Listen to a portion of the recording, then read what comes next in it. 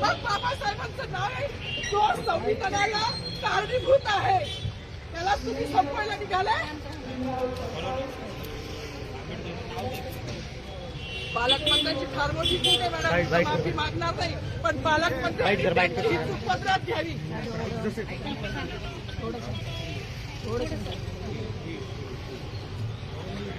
मला मीडियाशी घेणं नाही मॅडम, मला सस्पेंड केलं की वाळूचे गाड्या उपसी मी माती काम करीन, पण बाबासाहेबांची ओळख पुसून येणार नाही. मला सस्पेंड करायचं करू शकता मॅडम. बाबासाहेबाला संपवायचं काम करायचं नाही.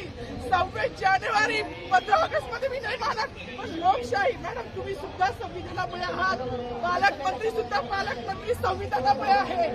कोणताही जाती भेट नाही, सगळी समानता दिली आहे. बाबासाहेबांचं नाव आता तरी भाषणात येईल, मग तरी भाषणात येईल. ज्या लोक संविधानाला लोकशाहीला कारणीभूत नाही त्यांची नावं वारंवार घेतली गेली. मग जो संविधानाला कारणीभूत आहे तो प्रजासत्ताक दिनाचा जो मानकरी आहे त्याचं नाव भाषणात का नाही.